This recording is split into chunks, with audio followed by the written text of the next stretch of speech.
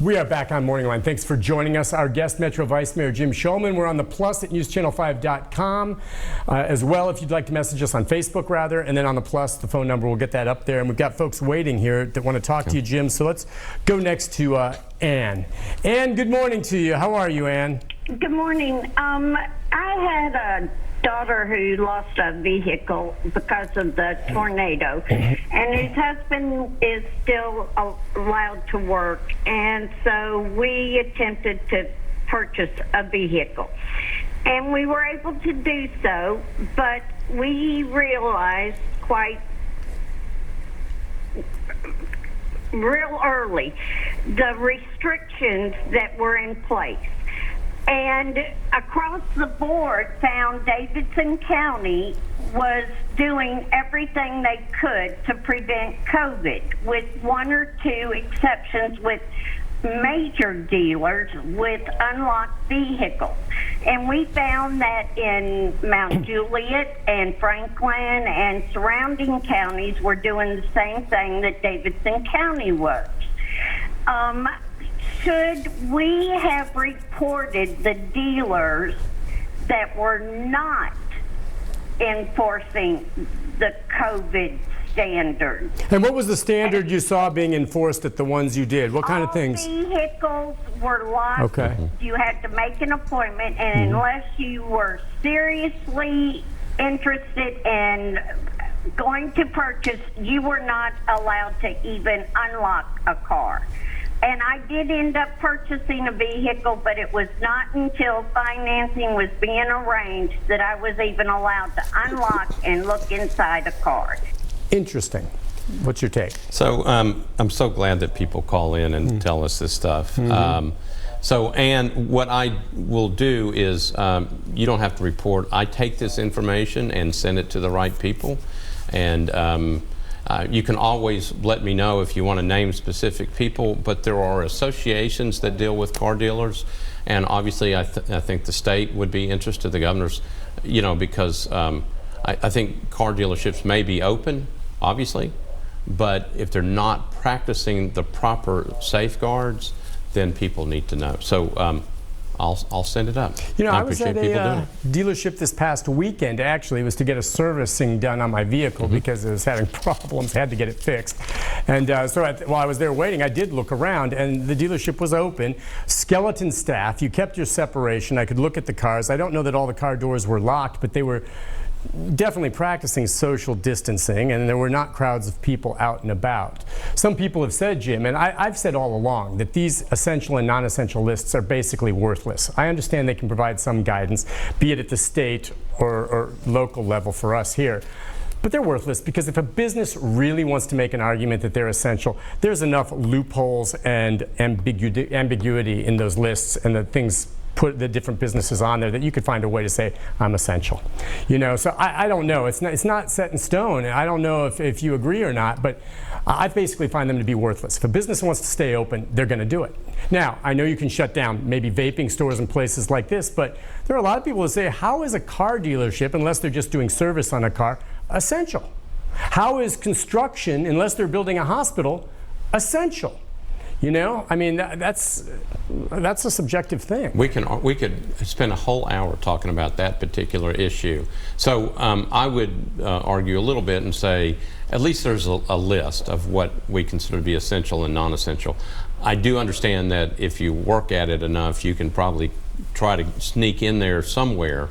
But if the health department is looking at it, the governor's office is looking at it, I mean, they took their time to put through this specific examples of what's essential and what's not. It's a long list, Jim. I know. It's a long list, and I'm looking at it, and I'm like, you know, it's confusing for so many people, and then really who you report it to, and you know how everyone's so business. I know you're giving, you know, this information to the people that need to see it.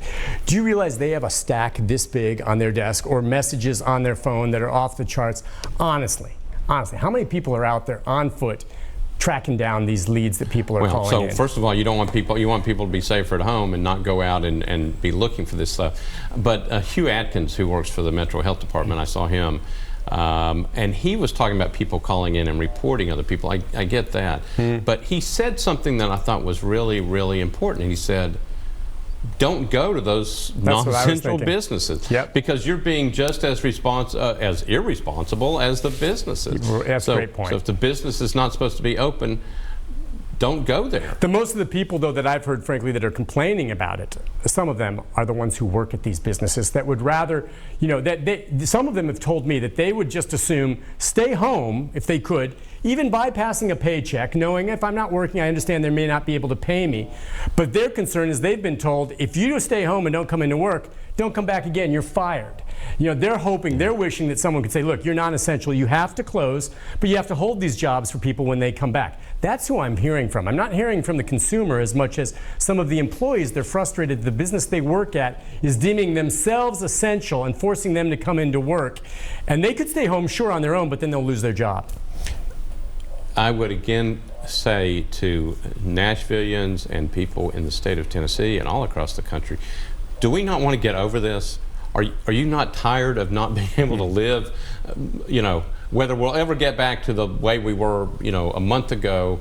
We hope to get back to some semblance of that. It may take a little while, but don't we want to get back to our normal lives? Now, we'll tell you, while we're in this period, it's a good chance to, reconnect, to make phone calls to people that you haven't talked to in a long time, take classes online, read a good book, go work in your garden. But I think people want to get on the other side of this thing. And by doing stuff now, by practicing the right health protocols and good social distancing, hopefully we can get through this faster than if we just ignore it. And that's what you're talking about, Nick. I mean, people shouldn't be going out. Non-essential businesses should not be open. We're all in this together. Everybody has a part to play. We've got to do this. All right, let's go next to Cynthia. Hi, Cynthia. Good morning. Good morning, Cynthia. Hey, good morning. Hey, what's on your mind? Okay. For the last 2 years, I have been owing taxes, and I am on a payment plan. So the question that I want to know, I'm not for sure what bank account that I have on file, because I think the last time that I received money was in 2016 or 17, I'm not for sure. So I want to know, is it possible that I can go in and add my bank account? You're talking about to get your stimulus check?